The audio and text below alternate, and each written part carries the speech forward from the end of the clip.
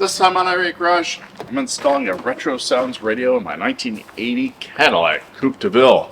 Now this isn't sponsored at all. I bought all this with my money.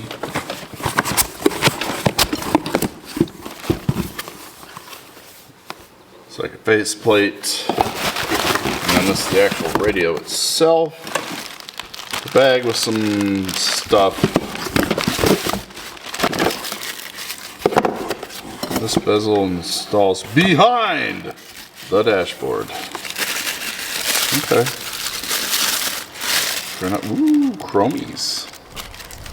Okay. Some knobs. I'm hoping that the factory Cadillac knobs will work on this. Certainly these. I'm hoping. We'll see. Video face, and it's got knobs, bunch of hardware, perfect. Of course I'm filming, so it's windy. Oh, that feels nice. Okay, it actually shouldn't look that dissimilar from the factory radio. And then this must be basically the amplifier. Stop! Read this before proceeding. Retrosound, find your manual online. I want you to install their special strap. I want you to strap it in. What I can tell you is this thing doesn't weigh hardly nothing. So that's nice.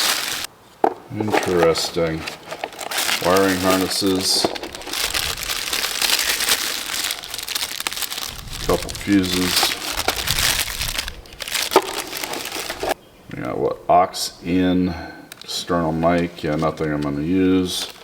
It kind of looks like it plugs into this. Cool. So it must be a bunch of paired wires, must be speakers, and this stuff here. Constant. Blue white amp on. Okay, well good, that one's already like you're not going to use it.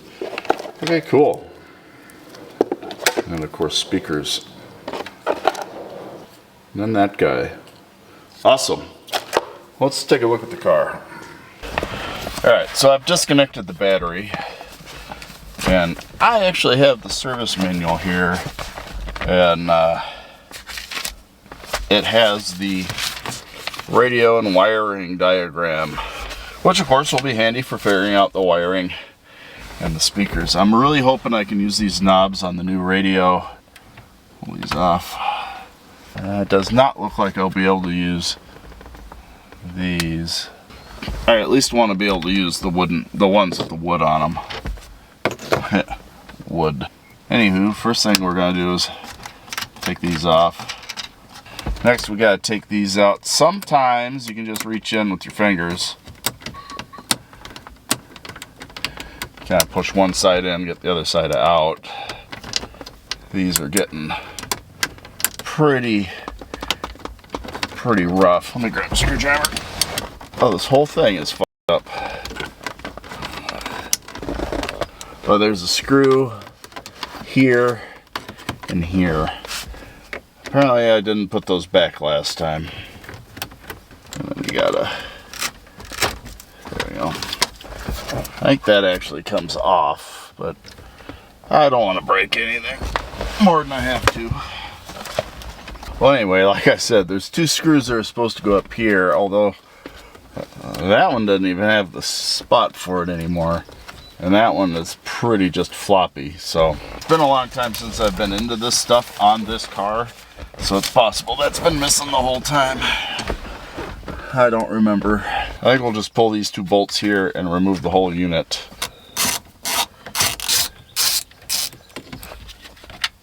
Okay, why do you not move? Oh, there's a bolt way back in there. There we go. Now, we always run out of room with the wires. Unplug the antenna, that's the easy place to start.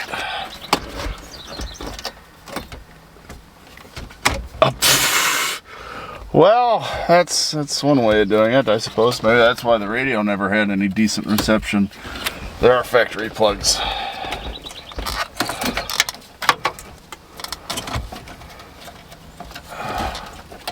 Hot shit. What is that? Oh, that's orange and brown. I bet that is my constant power. Let go, you fucking piece of shit. There we go. I think it's safe to say that that radio antenna is not getting plugged into the new radio. So I just wanted it for Bluetooth anyway. Well, let me look at the wiring diagram here and we will touch base. It's like everything I need for powering up the radio is here, and that's what this harness is for. Constant 12, which actually I think I need to grab from there, if I'm not mistaken. It's 80s Cadillac things. Constant power. It doesn't say in that, but I'm gonna guess that orange is constant power because it ties into the cigarette lighter. Let's hook the battery up. I want to check for constant power. It should be here on the orange. Let's back probe it. Yep, orange is constant power. Obviously this is a tight space, so smaller tools are better. Just gonna leave a little bit of room there, just in case you ever had got it in your head to put it back. The yellow is constant. That ain't the one I'm looking for. There it is. Boom. Just like that. I totally forgot to put the heat shrink on. Anywho, don't want to forget the heat shrink. That's a bad plan. You also want to be really careful when you go to hit the heat shrink with some heat that you don't, you know, do something silly like burn your car down. That'd be bad. Crimp it, tug, make sure it's good. Hope the heat shrink's big enough. We need to grab the bigger stuff. But what I like about having the smaller heat shrink is then I don't have to absolutely roast the shit out of it in confined space in a car. Okay, now I just got to repeat that for all of these. And really what you're looking for is, so we're going to look at their instructions here and we'll see how we did constant, right? Now we want to do the ignition AC and then black for ground. Okay, I'm not going to worry about power antenna. There's no remote amp, so pretty simple stuff. At any rate, you would just look at your wiring diagram, or you'd have to sit with the switch, sit with the key and figure it out yourself, right? But I like looking at the book. Radio switch 10 amp is yellow and black. So we're going to look here, this yellow wire with the black stripe. I also need to grab this black one because that is my ground. I'm going to do this quick and then we'll catch up. Well, there we go. We got it all wired up, ready to rock. Now I need to look into what I need to actually do to install the radio itself. Okay, so I got the car wired up, and now I've been working on the radio, getting the radio put together. And the instructions are helpful enough. It's actually pretty intuitive. It's basic stuff. Just kind of, it's futzy getting it all put together and whatnot. Getting it adjusted and getting it tight. One thing I gotta do, actually, is the strap here. They're very adamant that you use the strap. Now, normally, I don't worry about it that much. However, this is really old plastic, and that is unsupported. It just so happens that on these Cadillacs, there's a bolt right in the middle of here that holds this together. And what I think I'm gonna do is utilize that to hold the strap. This would be better on a workbench, but you know, that would require moving stuff and being patient. Two things that I'm not likely to do or be. So I think I'm just gonna bend it right there. Well, didn't bend right where I wanted it to. It is a little off.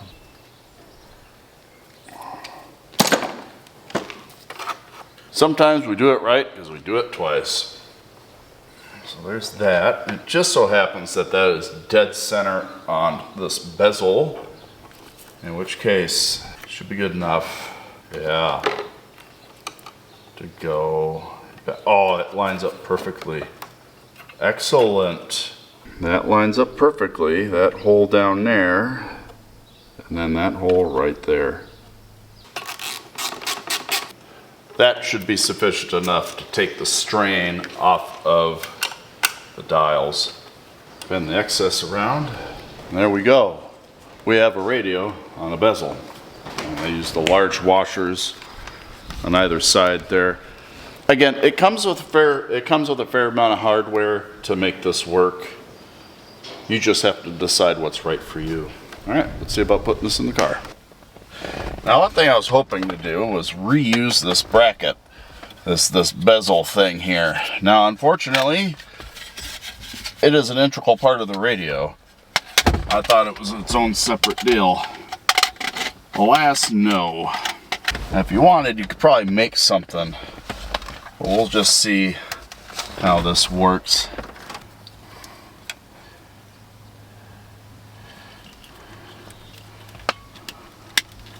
There we go.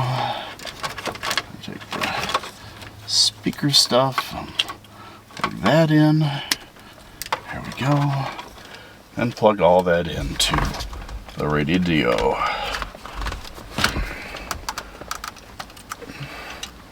There we go. Line everything up and slip it in. Now, one thing, since what I notice is that these screws up here are actually broken, so the only thing supporting it will be the ones in the bottom. However, I think that will be just fine. I'm actually gonna, since my antenna is screwed up anyway, I'm just gonna take and tuck those up and out of the way. I don't want them falling down here and interfering at all with the climate control stuff. That would be really bad. Now, one good thing is it slips into the vents, and that'll help kind of support it. So hopefully then these screws down here are just holding it in place. Yeah, I put a screw in there. It's not great. Unfortunately, this dash is broken. You know, you gotta do what you gotta do sometimes. It should be okay. I might make a bracket that goes behind this, because that's really loose and shitty. I wasn't able to use these on there from the Cadillac originally. They're a little loose, but I was able to put the wood knobs on there. I kind of hate the way it looks, but better than nothing. I got the battery hooked back up. Let's see what she does.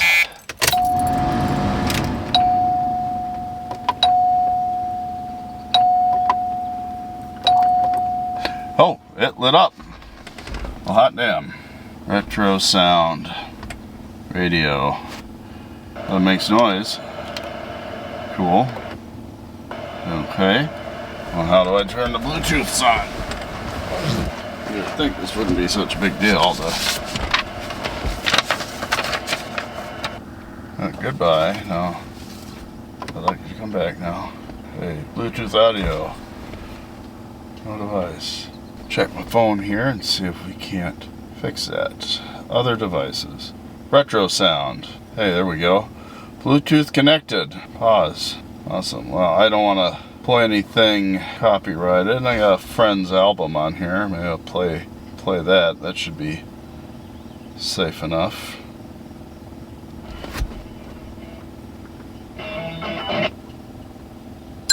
God damn it!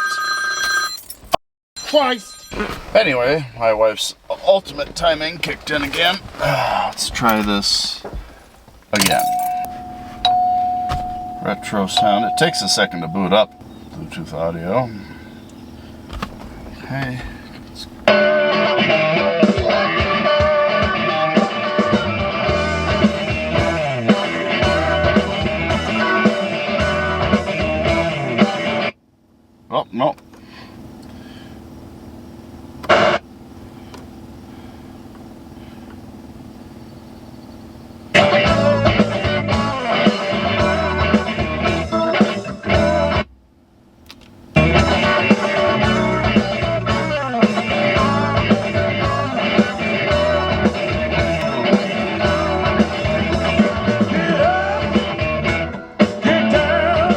it seems to work.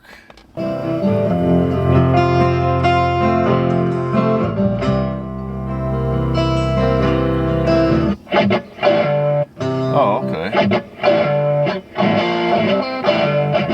Well, there we go. I just took it for a little spin, see what it was like. You know, I struggle to see what a radio is like just sitting in a car static. I have to hear what it's like going down the road, and for the most part, it seems just fine. I'm not a fan of the user interface on this thing. It's a little clunky. It's a little, yeah, I don't know. I think I really just got to get used to it. But it is a little weird and kind of counterintuitive. There's worse things in the world, but for the most part, I dig it. The only real issues are with the car itself. I have to figure out a way to fix the top there, and it may be as simple as getting a piece of aluminum and putting in there, or maybe even a little piece of wood or something. Nobody's going to see it. It really doesn't matter what I do. I just got to figure out a way to reattach that, those two screws on the top there. But other than that, I think we're okay. The timing set showed up for this car today too, and that will be coming in a future video. I have to work up to this though. I really don't like doing engine work, but it's where we're at with this car in this series of making this car not suck. And when I say making this car not suck, I want this thing to be solid. I want it to be reliable. I want my wife to be able to drive it and not have to worry all that much when she does. Anyway, another one in the books on this here car. If you enjoyed this video or found it helpful, please consider liking and subscribing, especially if you want to see more on this here 1980 Cadillac Coupe de Ville. Be safe, and I'll catch you in the next one.